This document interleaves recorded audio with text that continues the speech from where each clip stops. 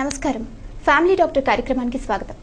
October 4వ తేదీ నుంచి 10వ తేదీ వరకు ప్రపంచ మానసిక ఆరోగ్య వారోత్సవాల సందర్భంగా ఈరోజు మన స్టూడియోకి విచ్చేశారు ప్రముఖ మానసిక వైద్య నిపుణులు డాక్టర్ అయోధ్య ఆర్కే గారు. మానసిక వ్యాధులు, వాటి పరిష్కార మార్గాల గురించి ఈరోజు వివరిస్తారు. డాక్టర్ గారు నమస్కారం అండి. నమస్తే. Welcome to global mental health week. Thank you. Doctor గారు, అసలు మనం డిప్రెషన్ అని వాడుతుంటాం కదా, అసలు డిప్రెషన్ అంటే ఏంటి? గ్లోబల్ మెంటల్ హెల్త్ వీక్ ప్రపంచ మానసిక ఆరోగ్య వారోత్సవాల సందర్భంగా అంటే అక్టోబర్ 4 నుండి 10వ తారీఖు వరకు ప్రతి సంవత్సరం ప్రపంచవ్యాప్తంగా మానసిక వ్యాధుల గురించి, మానసిక వైద్యం గురించి అవగాహన లోపంతో బాధపడుతున్న ఎంతో మందికి చేరువయ్యేందుకు, మానసిక వైద్యం చేరువయ్యేందుకు ఈ అవగాహన కార్యక్రమాలని చేయటం అనేది జరుగుతుంది.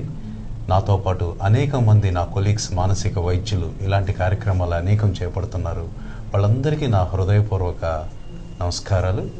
మరి డిప్రెషన్ గురించి, డిప్రెషన్ అంటే అసలు డిప్రెషన్ అంటే ఏంటి? నార్మల్గా అన్ని వాటిలోనూ డిప్రెషన్కి ఫీల్ అవుతూ ఉంటాం. చాలా తేలిగ్గా ఈ వర్డ్ వాడుతుంటారు ప్రజలు.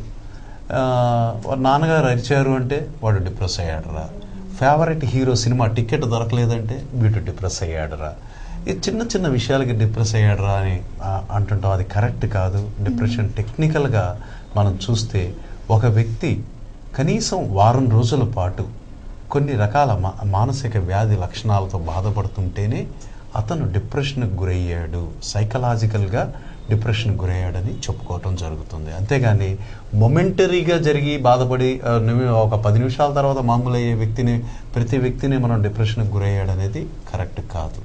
కనీసం వారం రోజుల పాటు ఆ వ్యక్తిలో మనం సస్టైన్డ్గా ఆ లక్షణాలు మనం చూడాలి. ఒక్కసారి ఏదైనా ప్రాబ్లం వచ్చినప్పుడు డిప్రెషన్ అని కాకుండా ఒక లాంగ్ టర్మ్గా అతను అదే బాధతో బాధపడుతూ ఉంటే డిప్రెషన్. ఓకే, అసలు డిప్రెషన్ అనేది స్త్రీ పురుషుల్లో ఒకే విధంగా ఉంటుందంటారా? డిప్రెషన్ ఆల్మోస్ట్ స్త్రీ పురుషుల్లో సమానంగానే ఉంటుంది. ఒక్కొక్క వయసులో ఇప్పుడు కొన్ని స్ట్రెస్సెస్ పురుషుల్లో ఎక్కువగా ఉంటాయి. బాహ్య సమాజంలోకి వెళ్ళటం, కుటుంబానికి అవసరమైన రీతిలో సంపాదించటం, అనేక బాహ్య ప్రపంచపు ఒత్తిళ్ళను ఎదుర్కోవటం, ఆర్థికమైన ఒత్తిళ్ళను ఎదుర్కోవటం, బంధువుల తాకిడి కానీ, ఓ కుటుంబ అవసరాలు కానీ, ఇలా అనేక ఒత్తిళ్ళు మగవారు తమ జీవితంలో ఎదుర్కోవటం అనాదిగా చూస్తున్నాం. అయితే ఇప్పుడు రోజుల్లో స్త్రీలు కూడా పురుషులతో సమానంగా ఉద్యోగ అర్హతలకు వెళ్ళటం, ఉద్యోగ అవకాశాలు అందిపుచ్చుకోవటం, ఉద్యోగం చేయటం. మరి స్త్రీ జీవితంలో ఇంకా స్ట్రెస్ ఏంటంటే ఇటు ఉద్యోగాన్ని నిర్వహిస్తూ అటు కుటుంబాన్ని చూసుకుంటూ హౌస్ వైఫ్గా ఉంటూ పిల్లల్ని చూస్తూ అనేక రోల్స్ చేస్తున్న స్త్రీ జీవితం ఇంకా స్ట్రెస్మయమైంది. ఇంకా స్ట్రెస్ని ఎదుర్కొంటున్నారు కూడా. బట్ ఓవరాల్గా చూసుకుంటే స్త్రీ పురుషుల్లో ఈ డిప్రెషన్ సమానంగానే ఉంటుంది. అయితే స్త్రీలలో చూసుకుంటే మనకు ఈ మామూలుగా మెనార్కీ అంటాం, అంటే రజస్వల అయినప్పుడు మెనార్కీ అంటాము. అలాగే ప్రెగ్నెన్సీ, వివాహం అయ్యాక తను గర్భవతి అవ్వటం, అలాగే డెలివరీ, బిడ్డకి జన్మనివ్వటం, అలాగే లాక్టేషన్ అంటే బిడ్డకి ఆ తల్లిపాలను ఇవ్వటం, అలాగే మెనోపాస్ అంటే ఒక 45-50 సంవత్సరాల వయసు వచ్చాక ఈ బహిష్టు సమయాలు ఆగిపోతాయి. దీన్ని మెనోపాస్ అంటాం. ఇవన్నీ కూడా స్త్రీ జీవితంలో ఎంతో కొంత హార్మోనల్ యొక్క ఒడిదుడుకులను ఎదుర్కోవడం అనేది జరుగుతుంది. స్త్రీ ప్రత్యేకమైన పరిస్థితులు స్త్రీ జీవితంలో ఇక్కడ కనిపించడం జరుగుతుంది. ఇలాంటి సమయాల్లో స్త్రీ జీవితంలో కొంత డిప్రెషన్ ఎక్కువ శాతం కనిపిస్తుంది. బట్ ఇందాక పురుషుల్లో చెప్పిన ఒక కాంపొనెంట్, స్త్రీలలో చెప్పిన ఈ కాంపొనెంట్, ఇవన్నీ చూసుకుంటే స్త్రీ పురుషుల్లో ఆల్మోస్ట్ యూనివర్సల్గా చూసుకుంటే ఈ డిప్రెషన్ ఈక్వల్గానే కనిపిస్తుంది, రేషియో. దీనికి వయసు భేదం ఏమైనా ఉందంటారా? అంటే ఏ వయసు వాళ్ళలో ఎక్కువగా ఈ డిప్రెషన్కి లోనవుతూ ఉంటారు? ఈ యుక్త వయసు నుండి కొంత మనకు 40-45 సంవత్సరాల వయసు మధ్యలో మనకు ఎక్కువగా ఈ డిప్రెషన్ సమస్య కనిపిస్తుంది. కానీ ఏ వయసు చూసుకున్నా కూడా మనకు అది డిప్రెషన్ రావడానికి కూడని వయసు అంటూ ఏమీ లేదు. వృద్ధాప్యంలో కూడా రావచ్చు, చిన్నపిల్లల్లో కూడా రావచ్చు. అయితే వాళ్ళల్లో అవి సిమ్టమ్స్ అంటే రోగ వ్యాధి లక్షణాలు రూపాంతరం చెంది కనిపిస్తాయే కానీ ఒక వయసులో రావచ్చు, ఒక వయసులో రాకూడదని ఏం లేదు. వయసు భేదం లేదంటారు. మరి అయితే డిప్రెషన్ వ్యాధి లక్షణాలు అసలు ఎలా ఉంటాయి అంటారు? ఇది చాలా ముఖ్యమైన ప్రశ్న. అంటే ఈ డిప్రెషన్ వ్యాధి లక్షణాలు ప్రజలకు చక్కగా తెలిస్తేనే ఒక వ్యక్తి డిప్రెషన్తో బాధపడుతున్నాడు అనేది అర్థమవుతుంది. సో ఈ వ్యాధి లక్షణాలు అనేకం ఉంటాయి. డిప్రెషన్ వ్యాధి లక్షణాలతో వారం రోజుల పాటు ఏ వ్యక్తి అయినా కంటిన్యూగా సఫర్ అయితే అతను మానసికంగా డిప్రెషన్కి గురయ్యాడు అని మనం చెప్పుకోవచ్చు. ఇది ఒక సమస్య ఉండి రావచ్చు, బాహ్య ప్రపంచంలో ఏదైనా ఒత్తిడి సమస్య లేకపోతే ఏదైనా కోల్పోవటం జరిగి డిప్రెషన్ రావచ్చు, ఏమీ లేకుండా కూడా రావచ్చు. ఏమీ లేకుండా ఎలా వస్తుంది డాక్టర్ గారు అని కొంతమంది అడుగుతుంటారు. డిప్రెషన్ ఏమీ లేకుండా అన్నీ బాగుండి, ఆర్థికంగా బాగుండి, కుటుంబం బాగుండి, వ్యాపారం బాగుండి, వ్యవహారం బాగుండి, సొసైటీలో మంచి మర్యాద గౌరవం అన్నీ ఉన్న వ్యక్తి కూడా డిప్రెషన్కి గురవుతాడా అంటే అయ్యే అవకాశం ఉంది. దీన్ని ఎండోజినస్గా అంటే ఇంట్రిన్సిక్గా మనిషిలో నుండి వచ్చే డిప్రెషన్, బాహ్య ప్రపంచం నుండి వచ్చే ఒత్తిడికి వచ్చేది ఎక్స్ట్రిన్సిక్ డిప్రెషన్, ఎక్సోజినస్గా వచ్చేది. ఇప్పుడు ఈ డిప్రెషన్కి అనేక కారణాలు ఉన్నాయి. అంటే మెదడులోని కెమికల్స్ యొక్క ఇంబ్యాలెన్స్, బయోజెనిక్ ఎమైన్స్లో ఇంబ్యాలెన్స్ వల్ల కలిగే డిప్రెషన్, అలాగే జెనెటిక్ ట్రాన్స్మిషన్ ద్వారా వంశపారంపర్యంగా వచ్చే ఈ డిప్రెషన్ జీన్స్ ద్వారా, అలాగే బాహ్య ప్రపంచపు ఒత్తిళ్లు వీటిని ఫ్లారప్ చేసి వచ్చే డిప్రెషను, ఇలా మల్టీ ఫ్యాక్టోరియల్గా అనేక కారణాలతో ఒక డిప్రెషన్ వ్యాధి వస్తుంది. సో ఒక్కొక్కసారి ఏ కారణం లేకుండా ఈ లోపల ఎండోజెనస్గా బయోజెనిక్ ఎమైన్స్ కెమికల్ ఇంబ్యాలెన్స్ వల్ల మెదడులో వచ్చే ఈ డిప్రెషను బాహ్య ప్రపంచపు ఒత్తిడి లేకుండా కూడా వచ్చే అవకాశం ఉంది. సడన్గా ఓ వ్యక్తి డిప్రెషన్కి గురయ్యి ఆత్మహత్య చేసుకుని చనిపోయే అవకాశం కూడా ఉంది. అరే నిన్నటిదాకా బాగుంది ఆమె, ఎందుకు ఆత్మహత్య చేసుకుంది, ఆమెకు అన్నీ బాగున్నాయి కదా అని సమాజం ఆశ్చర్యపోతుంటుంది, లేకపోతే అనవసరంగా అపోహలు చెందుతూ ఉంటుంది. లేకపోతే భర్త శాడిస్టనో, చంపేశాడనో, వరకట్నపు పిశాచనో రకరకాలుగా లేబుల్ చేయడం కూడా జరుగుతుంది. డిప్రెషన్లో అకారణంగా కూడా డిప్రెషన్కి గురయ్యి చనిపోయే అవకాశం ఉంది. అయితే ఈ డిప్రెషన్ ఎలా గుర్తుపట్టాలి? అసలు ఆత్మహత్య దాకా ఒక వ్యక్తి చనిపోయేదాకా మనం మనిషిని వదలకుండా ప్రాథమిక దశలో కానీ డిప్రెషన్ వ్యాధి లక్షణాలని మనం ప్రజలకు చెప్పడం ద్వారా ఒక వ్యక్తి డిప్రెషన్కి గురయ్యాడు అని తెలుసుకోవాలంటే అతనికి ఉండాల్సిన లక్షణాలు. డిప్రెషన్లో ముఖ్యంగా వాళ్ళు ఆ సంతోషాన్ని కోల్పోతారు, ల్యాక్ ఆఫ్ ప్లెజర్ అంటాం. ఏ విషయంలో కూడా సంతోషాన్ని పొందలేరు, లేదా అతి స్వల్పంగా పొందుతారు, చాలా తక్కువ, లేదా పూర్తిగా సంతోషాన్ని కోల్పోవటం. అలాగే అన్ని విషయాల్లో కూడా ఆసక్తిని కోల్పోతారు. అంటే ఇప్పుడు ఏదో పని చేయాలి కష్టం కాబట్టి ఆసక్తి కోల్పోవటం, లేకపోతే చదువుకోవాలి కష్టంగా ఆసక్తి కోల్పోవటం కాదు. వాళ్ళకి ఇష్టమైన విషయాలు అంటే టీవీ చూడటమో, లేకపోతే మ్యూజిక్ వినటమో, సరదాగా ఆడుకోవడం, ఫ్రెండ్స్తో కబుర్లు చెప్పుకోవడం, ఇంతకుముందు ఏదైతే లైఫ్లో తనకి ఇష్టం అనుకున్నామో అలాంటి ప్లెజరబుల్ యాక్టివిటీస్, ఇష్టమైన విషయాల్లో కూడా ఆసక్తిని కోల్పోతారు, సంతోషాన్ని కోల్పోతారు, ఆసక్తిని కోల్పోతారు.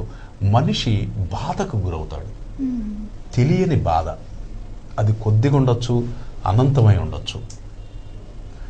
ఆ మనిషి మొహంలోనే ఆ బాధ అనేది కనిపిస్తూ ఉంటుంది. అలాగే దుఃఖానికి గురవుతుంటాడు. ఎక్కువగా ఆప్తుల దగ్గర, లేకపోతే ఒంటరిగా ఉన్నప్పుడు, లేకపోతే నలుగురిలో ఉన్నప్పుడు ఆ దుఃఖాన్ని ఆపుకోలేక ఏడ్చేస్తూ ఉంటాడు. అలాగే తన యొక్క ఆత్మవిశ్వాసాన్ని కోల్పోతాడు. Lack of confidence, losing self confidence అంటాం. అంటే నేనేమీ చేయలేను, నేనెందుకు పనికిరాను, నా వల్ల ఈ పని కాదు. అప్పటిదాకా అతను అవలీలుగా చేసిన పనులు కూడా ఏమైనా నువ్వు ఈ పని చేయొచ్చు కదా అంటే నా వల్ల కాదు సార్, నేనేం చేయగలను అని అసలు పూర్తిగా ఆత్మవిశ్వాసాన్ని కోల్పోతాడు. అలాగే పోస్ట్ పోన్మెంట్, పనుల్ని వాయిదా వేస్తాడు, పనుల్ని మధ్యలో వదిలేస్తాడు. అలాగే హోప్లెస్నెస్, మనిషి ఆశావాదాన్ని వదిలేస్తాడు. భవిష్యత్తు పట్ల ఆశావాదం అనేది పూర్తిగా పోతుంది, పూర్తి నిరాశావాదిగా మిగులుతాడు ఇతను. నిరాశతో నా వల్ల ఏమీ కాదు, నేనేం చేయలేను, నేనెందుకు అన్న విధానంలో ఉంటాడు. అలాగే ఆకలి కోల్పోతాడు. అతి తక్కువ మంది ఆకలి ఎక్కువగా ఉండటం జరుగుతుంది. బరువు కోల్పోతాడు. అతి తక్కువ మంది బరువు పెరగటం జరుగుతుంది. రైట్. మరి అలాగే ఈ నిద్రలేమి, చాలామంది నిద్రలేమితో బాధపడతారు. నిద్ర పట్టడం కష్టం, లేదా మధ్యలో మెలకు వచ్చేసి ఆ తర్వాత నిద్ర పట్టదు. అలాగే కొంతమంది హైపర్సామ్నియా, అతిగా నిద్ర కూడా పోతారు డిప్రెషన్లో, వీళ్ళు కూడా కొంతమంది ఉంటారు. మరి ఇవన్నిటితో పాటు భయాందోళనలు ఉంటాయి. గుండె దడ, కాళ్ళు చేతుల్లో వణుకు, ఎక్కువసార్లు మలమూత్ర విసర్జన, కొంతమంది కాన్స్టిపేషన్, మలబద్ధకంతో బాధపడుతూ ఉంటారు. అలాగే పనులకి ఇంట్రెస్ట్ కోల్పోవటంలో పనులకు ఆబ్సెంట్ అయిపోతుంటారు, పని చేయకుండా మానేస్తుంటారు, వృత్తిలో సస్పెండ్ అవటం, డిస్మిస్ అవటం కూడా జరుగుతుంది. ఇవన్నీ పెరిగిపోయి ఆ వ్యక్తి కుటుంబ సభ్యులతో సరిగ్గా ఉండలేడు, డల్గా అయిపోతాడు, విత్డ్రా అయిపోతాడు, ఒక మన్ను తిన్న పాములా ఉంటాడు. తల్లిదండ్రులు అరుస్తుంటారు, ఎందుకురా శుభ్రంగా ఉండక, ఏమైందిరా నీకు అన్నీ బాగానే ఉన్నాయి కదా, ఎందుకలా దేవ్యం మొహం వేసుకొని కూర్చున్నావు, నీరసంగా ఎప్పుడు చూసినా అని విసుక్కునే తల్లిదండ్రులు ఉంటారు. కానీ వాడు ఎందుకు ఇలా ప్రవర్తిస్తున్నాడు, నిన్నటిదాకా హుషారుగా ఉన్న నా కొడుకు ఏ కారణం లేకుండా ఎందుకు ఇలా అయిపోయాడు అని ఒక్క నిమిషం ఆలోచిస్తే వాళ్ళ జీవితం ఇంకో రకంగా ఉంటుంది. ఇలాంటి స్థితిలో ఇలా వదిలేసినప్పుడు కొంతమంది అసలు నేను బతికి ఉండటం నాకు భారం, ఈ భూమికి భారం, నా తల్లిదండ్రులకి భారం, ఎందుకు నాకు ఈ జీవితం, చనిపోతే బాగుండు అని ఆత్మహత్య తలంపులు, అలాగే ఆత్మహత్య ప్రయత్నాలు కూడా వీళ్ళలో మొదలవుతాయి. ఒక్కొక్కసారి తెలియకుండానే వాళ్ళ జీవితాన్ని ముగించేయటం కూడా జరుగుతుంది.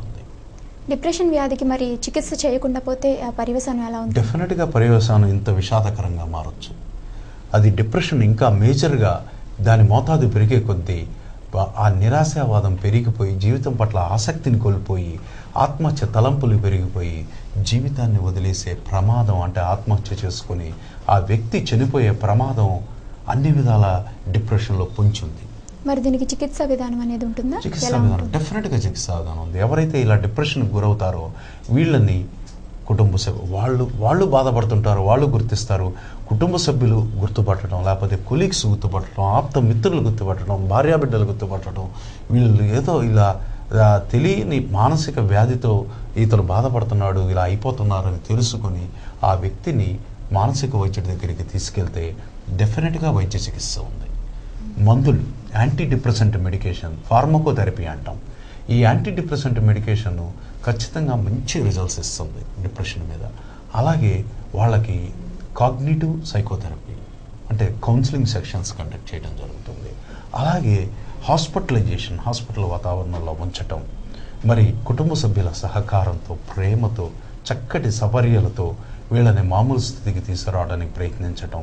అలాగే ఆత్మహత్య తలంపులు ఎక్కువగా ఉన్న వ్యక్తుల్లో electroshock treatment, electro convulsive therapy, దీన్నే మనం సామాన్య ప్రజలు కరెంటు వైద్యం షాక్ ట్రీట్మెంట్ అంటారు. ఈ షాక్ ట్రీట్మెంట్ ఏంటంటే ఇమీడియట్గా మందులు పనిచేయడానికి 10 రోజులు పట్టచ్చు, బట్ ఆత్మహత్య తలంపులు వెంటనే మనం దాని నుండి బయటికి రావాలి కాబట్టి ఈ షాక్ ట్రీట్మెంట్ అనేది ఇన్స్టెంట్గా పనిచేస్తుంది. కాబట్టి ఆ పేషెంట్స్కి మరి షాక్ ట్రీట్మెంట్ని కూడా ఆ అప్లికేషన్లో కూడా వెళ్ళి వాళ్ళ అమూల్యమైన జీవితాన్ని మనం సేవ్ చేసిన వాళ్ళం అవుతాం. ఇలా రకరకాల థెరపీస్ ద్వారా ఒక వ్యక్తిని డిప్రెషన్ నుండి బయటికి తీసుకొచ్చే అవకాశం 100కి 100 ఉంది. ఈ వైద్య చికిత్స లేకపోతే ఎంతకాలం వరకు ఆ రోగి డిప్రెషన్తో బాధపడుతూ ఉండొచ్చు? డిప్రెషన్ రోగిని మనం డిప్రెషన్లో వదిలేస్తే మేజర్ డిప్రెషన్లో రకరకాల డిప్రెషన్ ఉన్నాయి. న్యూరోటిక్ డిప్రెషన్, ఇది కొన్ని సంవత్సరాల తరబడి ఉంటుంది, యుక్త వయసులో ప్రారంభమవుతుంది, 18 ఏళ్ళు 20 ఏళ్ల వయసు నుండి. అలాగే major depression are endogenous depression, ఇది బాహ్య ప్రపంచపు ఒత్తిడి ఏమీ ఉండదు, లోపల నుండి ఈ బయోకెమికల్ ఇంబ్యాలెన్స్ వల్ల కలిగే డిప్రెషన్. ఇది దరిదాపు మనకు ఒక 6 మాసాల నుండి 1.5 year 2 years వరకు కూడా ఈ డిప్రెషన్ ఇబ్బంది పడుతుంది. అదే వైద్య చికిత్స చేసి కొన్ని వారాల్లోనే మామూలు స్థితికి తీసుకొస్తే అతను తన మామూలు జీవితంలోకి, అంటే తన వ్యాపారం, వ్యవహారం, వ్యవసాయం, కుటుంబ జీవితం, దాంపత్య జీవితం, పిల్లలతో సరదాగా గడపటం, అన్ని విధాల ప్రొడక్టివ్గా సోషల్ లైఫ్ అన్నీ చక్కదిద్దిన వాళ్ళం అవుతాము. వాళ్ళకి ఈ మేజర్ డిప్రెషన్లో ఈ 6 మాసాల నుండి 1.5 సంవత్సరం వరకు మెయింటెనెన్స్ థెరపీ ట్రీట్మెంట్ కొనసాగిస్తూ వాళ్ళకి చక్కటి జీవితాన్ని ఇవ్వగలుగుతాం. లేదంటే వాళ్ళు నాన్ ప్రొడక్టివ్గా జీవితాన్ని ఒక వెజిటేటివ్ లైఫ్గా జీవితాన్ని కోల్పోవటం, విరక్తి భావం పెరిగితే చనిపోవటం అనే ప్రమాదాలు కూడా ఉన్నాయి. సో ట్రీట్మెంట్ అనేది కంపల్సరీగా చక్కగా ఇవ్వాల్సిన అవసరం అన్ని విధాలా ఉంది. ఈ కరెంటు ట్రీట్మెంట్ గురించి వైద్య విధానాన్ని డిప్రెషన్ వ్యాధిగ్రస్తులకు ఎందుకు ఇస్తారు? అసలు దీన్ని మనం నమ్మచ్చా? దీని మీద ఉన్న డెఫినెట్గా ఇది ప్రపంచవ్యాప్తంగా సైంటిఫిక్గా జరుగుతున్న వైద్య చికిత్స. కొన్ని దేశాల్లో అయితే ఓన్లీ మానసిక వైద్యులు మాత్రమే ఇవ్వడానికి పర్మిషన్ ఉంది.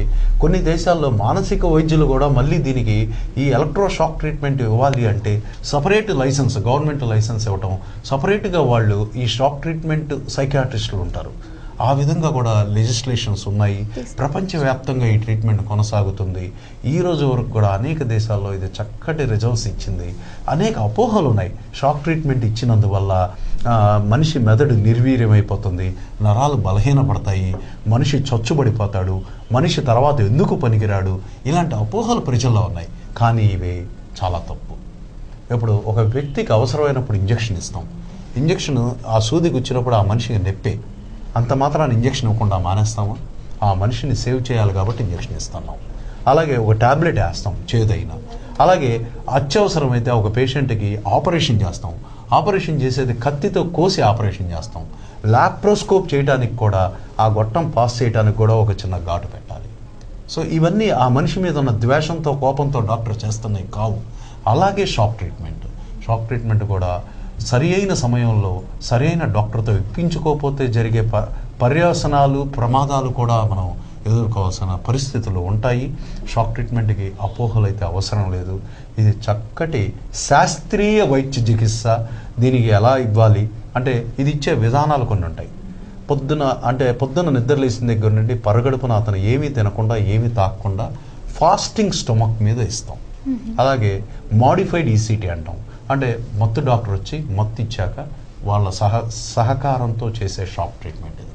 సో ఆ పేషెంట్కి ఆ నొప్పి తెలియదు, ఇస్తున్నారని కూడా తెలియదు, కాబట్టి ఆ పేషెంట్ భయపడాల్సిన అవసరం లేదు. ఆ తర్వాత నెక్స్ట్ కాన్సిక్వెన్సెస్ కూడా ఏమి ఇబ్బందులు ఏముండవు. పేషెంట్ యొక్క ఫిజికల్ ఫిట్నెస్ అన్నీ చూసుకునే qualified doctor, qualified psychiatrist decide చేసి ఇచ్చే వైద్యం కాబట్టి దీనివల్ల మనకేమి ఇబ్బందులు ఉండవు. సో షాక్ ట్రీట్మెంట్ మీద అపోహల్ని వదిలేయచ్చు. అపోహలను డెఫినెట్గా వదిలేయచ్చు. మరి వీళ్ళని హాస్పిటల్లో ఉంచి వైద్యం చేయాల్సిన పరిస్థితి ఉందంటారా? డెఫినెట్గా. ఎప్పుడైతే డిప్రెషన్ పేషెంట్ ఆత్మహత్య ప్రయత్నాలు, ఆత్మహత్య తలంపులు అని బాధపడుతూ ఉంటాడో ఆ వ్యక్తిని డెఫినెట్గా హాస్పిటల్లో కొన్నాళ్ళు ఉంచి ఇమీడియట్గా మరి అక్యూట్ మేనేజ్మెంట్, రాడికల్గా థెరపీ చేసి అతను అలాంటి ఆలోచనల నుండి బయటికి వచ్చాకనే అతన్ని హాస్పిటల్ నుండి బయటికి పంపించడం. అలాగే ఫాలో మెయింటెనెన్స్గా మెడికేషన్ ఇచ్చి ఓపీలో అవుట్ పేషెంట్గా చూడటం అనేది జరుగుతుంది. ఆ విధంగా చేస్తేనే వాళ్ళ యొక్క విలువైన జీవితాన్ని ఆత్మహత్యకి పాల్పడకుండా ఆ మనిషిని మనం రక్షించగలిగిన వాళ్ళం అవుతాం. బాగుంది. సో మరి మళ్ళీ వ్యాధి తిరగబెడుతుందా, లేదా ఒకసారి షాక్ ట్రీట్మెంట్ తీసుకున్న తర్వాత ఆ వ్యాధికి ఇంకా అటువంటి ఆలోచనలు రాకుండా ఉంటాయి? షాక్ ట్రీట్మెంట్ కానీ, మెడిసిన్స్ వాడటం కానీ, కౌన్సిలింగ్ కానీ, ఎలాంటి ట్రీట్మెంట్స్, ఎన్ని కంబైన్డ్ ట్రీట్మెంట్స్ ఇచ్చినా కూడా ఇప్పుడు ఒక వ్యక్తికి డిప్రెషన్ వచ్చాక మళ్ళీ ఆ వ్యక్తి 5 సంవత్సరాల తర్వాత, 10 ఏళ్ల తర్వాత, 20 ఏళ్ల తర్వాత డిప్రెషన్ రావచ్చు. అంటే తిరిగి రికవర్ అవ్వచ్చు. లేదు ఆ వ్యక్తికి మళ్ళీ అది రాకపోవచ్చు. అంటే ఇంత సమయం అంటూ ఉంటుందా డాక్టర్ దీనికి? అలా ఉండదు. ఇప్పుడు దీంట్లోనే రకరకాలు ఉన్నాయన్నాను. Neurotic depression, psychotic depression, unipolar depression, endogenous depression, seasonal affective disorder, ఇలా అనేక రకాల తెగలు డిప్రెషన్లోనే సబ్ గ్రూప్స్ చాలా ఉన్నాయి. కొన్నిటికి లైఫ్లో 1-2 సార్లు వచ్చి, అలాగే కొంత క్రానిక్గా ఉండే డిప్రెషన్ ఉంటాయి. అలాగే అప్పుడప్పుడు తిరగబెట్టే డిప్రెషన్స్ ఉంటాయి. కొంతమందికి ట్రీట్మెంట్ మనం వాడుతున్నప్పటికీ కూడా, మనం 1-2 ఏళ్ళు ట్రీట్మెంట్ వాడుతున్నప్పటికి కూడా మధ్యలో రిలాప్స్ వచ్చి డిప్రెషన్కి వెళ్ళటం, మళ్ళీ ట్రీట్మెంట్ని మనం అడ్జస్ట్ చేయడం, డోసెస్ అడ్జస్ట్ చేయడం, మళ్ళీ అతన్ని రికవర్ చేయడం అనేది కూడా జరుగుతుంటుంది. ఇట్లా రకరకాల సబ్ గ్రూప్స్ ఉండటం వల్ల ఈ సైకియాట్రిస్ట్ యొక్క డెసిషన్, డయాగ్నోసిస్ బట్టి ఆ డిప్రెషన్ వ్యాధిగ్రస్తుడు మందులు మానేయాలా, అక్కర్లేదా, ఎన్నాళ్ళు వాడాలి, ఎప్పుడు వాడాలి అనేది తెలుసుకోవడం జరుగుతుంది. డాక్టర్, మరి ఈ తరం యువత గురించి తీసుకుంటే ముఖ్యంగా తల్లిదండ్రుల నిర్లక్ష్యం వల్ల కూడా వాళ్ళు ఆత్మహత్య వైపు ప్రయాణం సాగిస్తూ ఉంటారు. అంటే వాళ్ళ ఒత్తిడి ఎక్కువ. ఈ తరం తల్లిదండ్రులు పిల్లల్ని బాగానే చూసుకుంటున్నారు. అంటే ఇంతకుముందు 6, 7, 10 మందిని కన్నా తల్లిదండ్రులను చూసాము. ఈ రోజున మీరిద్దరు మీకొక్కరు అనే కాన్సెప్ట్కి మన భారతదేశం అయితే డెఫినెట్గా అటువైపు ప్రయాణం చేస్తుంది. లేక పుట్టిన బిడ్డని చెప్పేసి బాగానే ప్రేమానురాగాలతో చూసుకున్నారు. కొన్ని కుటుంబాల్లో అతి ప్రేమను కూడా చూపిస్తున్నారు. అది కొంచెం ఇబ్బందిగా అవుతుంది. పిల్లలు మొండి వాళ్ళగా తామనుకున్నదే జరగాలి, తాము తలచిందే జరగాలన్న మొండితనంతో, టెంపర్ ట్యాంట్రమ్స్తో, హిస్టరికల్గా కూడా పిల్లలు తయారవుతున్నారు. అయితే ఎక్కడైతే ప్రేమ రాహిత్యం, ప్రేమ లోపం ఉంటుందో ఆ పిల్లలే కొంత డిప్రెసివ్ పర్సనాలిటీగా కూడా మారుతున్నారు. కొంతమంది తల్లిదండ్రుల నిర్లక్ష్యం ఏంటంటే, వాళ్ళు మేము డబ్బుని ఇస్తున్నాము, ఫీజులు కడుతున్నాము, లేకపోతే హాస్టల్లో పెట్టాము, మేము సంవత్సరానికి ఇన్ని లక్షలు కడుతున్నాము, మరి ఇంకేంటి మా పిల్లలకి ఏం కావాలి అనే పోకడలో పోతున్నారు. మా పిల్లల కోసం మేము మా జీవితాలను అర్పిస్తున్నాం, కష్టపడుతున్నాం అంటున్నారు. కానీ డబ్బు ఒక్కటే పరిష్కారం కాదు. పిల్లలకి సరి అయిన సమయంలో సరి అయిన ప్రేమాభిమానాలు బ్యాలన్స్డ్గా ఇవ్వగలిగిన తల్లిదండ్రులే నిజమైన తల్లిదండ్రులు. ఆ ప్రేమాభిమానాల రాహిత్యంతో కొంతమంది పిల్లలు ఒక డిప్రెసివ్ పర్సనాలిటీ, అంటే ఆత్మన్యూన్యతాభావం, ఒంటరితనం, ఇన్సెక్యూరిటీ ఫీలింగ్స్, ఇంట్రావర్షన్, ఎవరితో మాట్లాడలేకపోవడం, కలివిడిగా ఉండలేకపోవడం, విత్డ్రాన్గా ఉండటం, నేనేమి చేయలేను, నేను ఎందుకు పనికిరాను, నా వల్ల ఏమీ కాదు అనే ఒక మనస్తత్వంతో పెరుగుతున్న ఈ పిల్లలే ఒక్కొక్కసారి అలాంటి ఆత్మహత్య తలంపులకు కూడా గురవటం అనేది జరుగుతుంది. తల్లిదండ్రులు తెలియక, అవగాహన లేక ఇలా కొంతమంది బిడ్డల్ని ఇటువైపు ప్రయాణం చేస్తున్నారేమో అనిపిస్తుంది. అంటే ఈ ఆధునిక యుగంలో ఇటు తండ్రి జాబ్ చేస్తున్నాడు, తల్లి జాబ్ చేస్తుంది. ఇద్దరూ జాబ్స్ చేస్తూ పిల్లలకి ఎంత మాత్రం ప్రేమని, ఎంత మాత్రం వాళ్ళ టైంని షేర్ చేయగలుగుతున్నారు అనేది ఒక క్వశ్చన్ మార్క్. ఇప్పుడు ఆ తండ్రికి జాబ్ చేసి వచ్చి ఆయనకి ఫ్రెండ్స్, అలాగే పార్టీలు, ఆయన ఇప్పుడు రాత్రి వస్తాడు, పడుకుంటాడు, పొద్దున్నే పిల్లలు స్కూల్కి వెళ్ళాక ఈ నిద్ర లేస్తాడు, మళ్ళీ ఆఫీస్కి వెళ్ళిపోతాడు. ఒక్కొక్క కుటుంబంలో సండే డాడ్స్ అయిపోయారు. అంటే ఆదివారం పూట తప్ప తండ్రి కనిపించని కుటుంబాలు మన ఇండియాలో కూడా పెరిగిపోతున్నాయి. అలాగే మరి తల్లి, నిజంగా జాబ్ చేసే తల్లి అయితే ఇటు జాబ్ చేసుకుంటూ, ఇటు ఇంటి పని చూసుకుంటూ, వంట పని చూసుకుంటూ, పిల్లల్ని స్కూల్కి పంపిస్తూ, నిజంగా ఆ అమ్మాయి ఎంత టైం తన బిడ్డలకి స్పేర్ చేయగలదు. పిల్లల దగ్గర కూర్చోబెట్టి పూర్వకాలంలాగా చందమామ కథలో, లేకపోతే ఆటపాటలో, లేకపోతే ఒక గొప్ప సైంటిస్ట్ గురించో, ఒక గొప్ప ఫ్రీడమ్ ఫైటర్ గురించో ఎంతమంది తల్లిదండ్రులు వాళ్ళ ఒక మోరల్ వాల్యూని, ఎథికల్ వాల్యూని, కల్చరల్ వాల్యూస్ని పిల్లలకి షేర్ చేస్తున్నారు అనేది ఈ రోజున ఒక $100 క్వశ్చన్ మార్క్. డెఫినెట్గా ఇది చాలా డౌట్ఫుల్గా ఉంది. మనిషి హ్యూమన్ రిలేషన్స్ కన్నా కూడా ఇప్పుడు కుటుంబాల్లో ఈ న్యూక్లియర్ ఫ్యామిలీస్, ఏకసభ్య కుటుంబాలు, అంటే జాయింట్ ఫ్యామిలీస్ సిస్టమ్ వెళ్ళిపోయి ఉమ్మడి కుటుంబాల నుండి న్యూక్లియర్ ఫ్యామిలీస్గా తయారైపోయాం. భార్య, భర్త, పిల్లలు అంతే. ఇంకా వాళ్ళకి తాతయ్య ఎవరో తెలియదు, నాయనమ్మ తెలియదు, అమ్మమ్మ వద్దు, అందరికీ దూరంగా ఎవరి స్వార్థం వాళ్ళది, ఎవరి సంపాదన వాళ్ళది అనే కాన్సెప్ట్లోకి వచ్చేసి ఒకళ్ళ ఈగో ఇంకోళ్ళ ఈగోకి కంపేర్ అవ్వదు, సర్దుకోరు, ఎవరి ఎడిమెన్స్ వాళ్ళకి. ఈ విధమైన లోకంలో, ఈ విధమైన ప్రపంచంలో, ఈ ఒంటరితనంలో పిల్లలకి ఎంత షేర్ చేస్తున్నారు, ఎంత మన కల్చర్ని, మన ఎథిక్స్ని, మన నామ్స్ని పిల్లలకి చెప్పగలుగుతున్నారు, ఎంత షేర్ చేయగలుగుతున్నారు అనేది చాలా డౌట్ఫుల్గా ఉంది. పూర్వపు జాయింట్ ఫ్యామిలీస్లో కొడుకులు వ్యాపారానికో వ్యవసాయానికో వెళ్తే ఇంట్లో కోడలు చక్కగా ఇంటి పనులు చేసుకుంటూ, వంట పనులు చేసుకుంటూ, పనిని షేర్ చేసుకుంటూ, ఒకళ్ళకి ఒంట్లో బాగోకపోతే మిగతా వాళ్ళు చేస్తూ, ఇంట్లో పెద్దవాళ్ళని గౌరవిస్తూ, ఆ పెద్దవాళ్ళ రిటైర్డ్ వయసులో పిల్లలందరినీ, మనవాళ్ళు మనవరాళ్ళని కూర్చోబెట్టుకొని ఈ ఫ్రీడమ్ ఫైటర్స్ గురించి, సైంటిస్టుల గురించి, ఎథిక్స్, నామ్స్ గురించి చెప్పే వాళ్ళే ఫ్యామిలీ కౌన్సిలర్స్గా ఉండేవాళ్ళు పూర్వకాలంలో. ఈ రోజున మరి సైకాలజిస్టులు, సైకాట్రిస్టులు కౌన్సిలర్స్గా అవతారం ఎత్తాల్సిన అవసరం ఆ రోజున వాళ్ళు లేరు. అయినప్పటికీ కూడా జాయింట్ ఫ్యామిలీలో ఫ్యామిలీ కౌన్సిలర్స్ ఉండేది, ఆ సిస్టమ్ కొనసాగేది.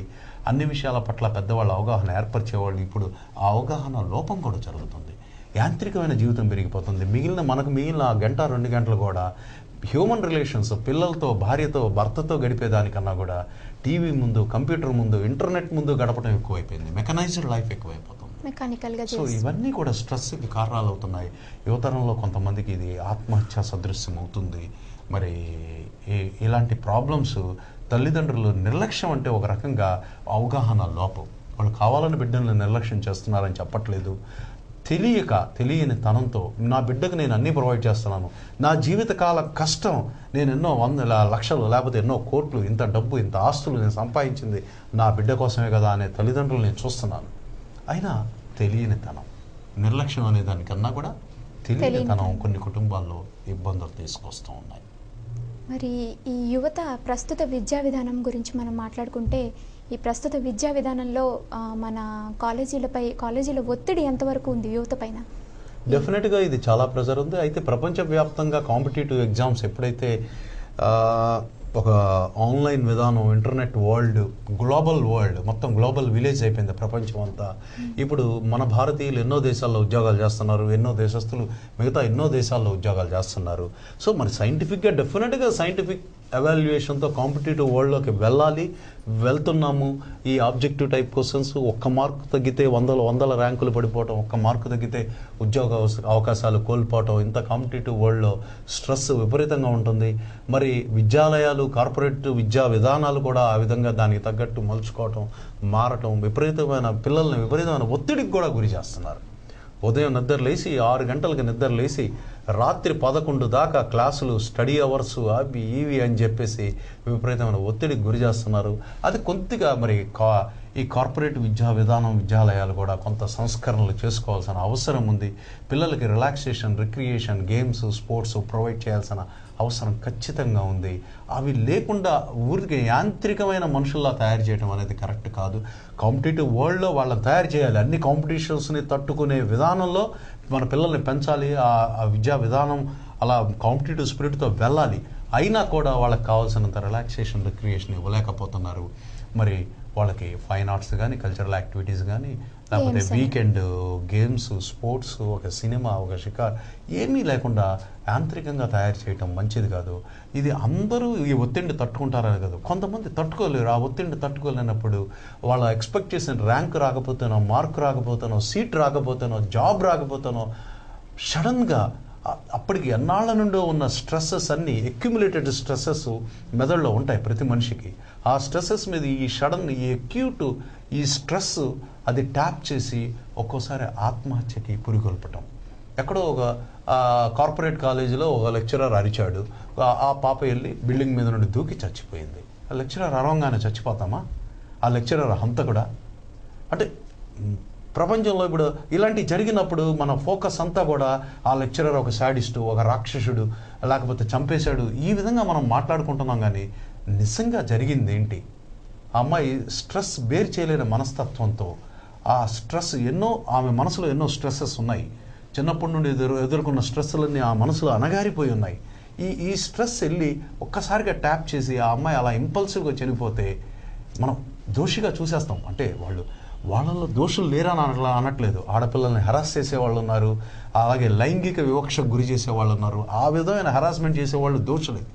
కానీ చిన్న విషయానికి, చిన్న మాటకు కూడా చనిపోతే ఆ విద్యాలయాలని బ్యాన్ చేసినంత పని చేయటం, వాళ్ళని ర్యాష్ చేయటం, అంటే ఒక్కొక్కసారి తప్పు ఒకవైపు, దండన ఒకవైపు జరుగుతుంది. సో ఈ విధంగా మరి అది ఎప్పటి నుండో ఉన్న ఒత్తిడి బరస్ట్ అయ్యి ఆ వ్యక్తి చనిపోయే అవకాశం కూడా ఉంది. ఇది అప్పుడప్పుడు మనకు ఎక్స్పెక్ట్ చేసిన ర్యాంక్ రాకపోతేనో, జాబ్ రాకపోతేనో, సీట్ రాకపోతేనో, నాకు క్లోజ్ ఫ్రెండ్, నా డీరెస్ట్ ఫ్రెండ్, ఎప్పుడు నాతో పాటు కలిసి తిరిగే అమ్మాయి, ఆ అమ్మాయికి సీట్ వచ్చింది నాకు రాలేదన్న ఒక కంపారిజన్తోనూ, ఇలాంటి విషయాల్లో ఒక్కొక్కసారి ఇంపల్సివ్గా ఆ వ్యక్తి ఆత్మహత్యకి పాల్పడటం జరుగుతూ ఉంటుంది. వాళ్ళని ఏమాత్రమైనా ముందుగా గ్రహించగలిగితే అలాంటి జీవితాలని వాళ్ళు పసి మొగ్గగా వాడిపోకుండా జాగ్రత్తగా చర్యలు తీసుకునే అవకాశం కూడా మనకు ఉంటుంది. విలువైన జీవితాన్ని డిప్రెషన్కి లోనయ్యి అనవసరంగా పాడు చేసుకోకుండా, సరైన సమయంలో డిప్రెషన్కి గురవ్వకుండా సైకియాట్రిస్ట్ని కలిసి మీ విలువైన జీవితాన్ని కాపాడుకోండి. డాక్టర్ గారు, మీ విలువైన సమయాన్ని మాకు కేటాయించినందుకు నమస్కారం. నమస్తే.